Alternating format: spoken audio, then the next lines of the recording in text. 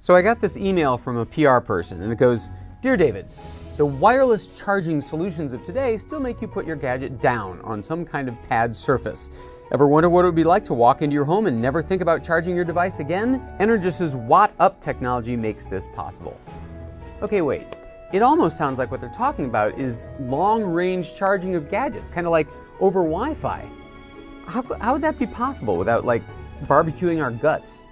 So I invited Steve Rizzone, the CEO of the company, here to the Yahoo offices to give me a demo.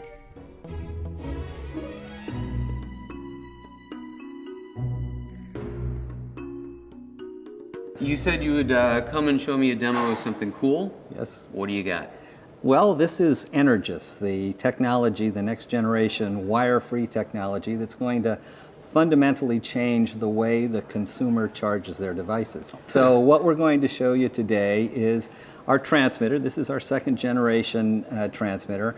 And with this, we are going to wirelessly charge the smartphone and also simultaneously charge a votive candle here, which is representative of a wearable.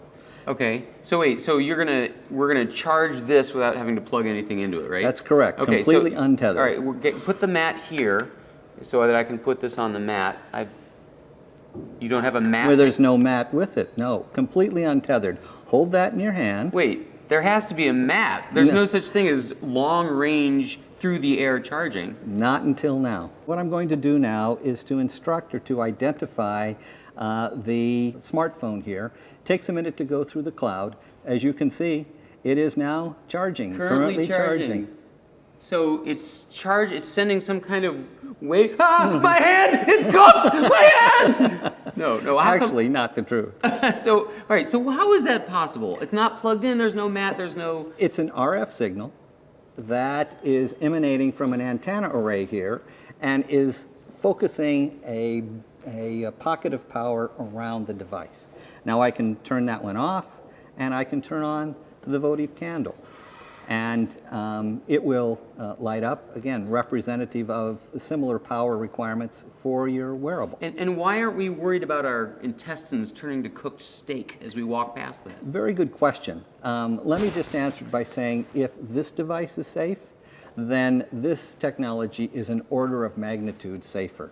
And it relates to the frequency that we use, which is non-penetrating, and to the concentration of power. Instead of a single antenna, we have hundreds of antennas in the transmitter, tens of antennas in the receiver, and so the concentration of power is much lower, and the nature of the signal itself is reflective versus penetrating. If you could blanket a room with this, I would never have to charge the phone or the watch. Never. It would be charging all the time. That is the nature of the technology. And in your office here as an example, we would have multiple transmitters in this office and you could walk from one end of the office to the other end of the office and the transmitters would pair so that you would be receiving a continuous charge as you walked from one to the other. Okay, for me you're describing heaven. So is this what the transmitter will look like? This is one iteration of it. This is what we would consider to be a bedside transmitter, but the key is that we have building blocks. This is one form of the building blocks that has a number of transmitters on it, and we can incorporate this into a variety of transmitters.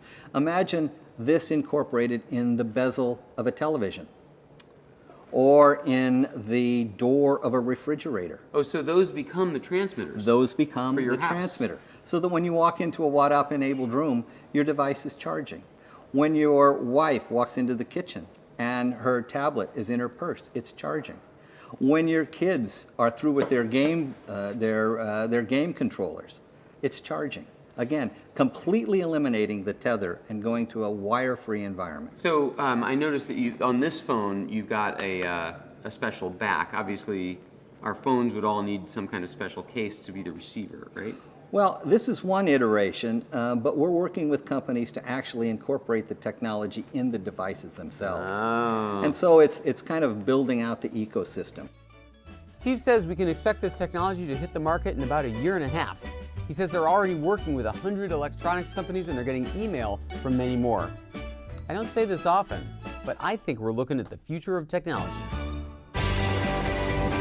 Download the Yahoo app to your phone or tablet.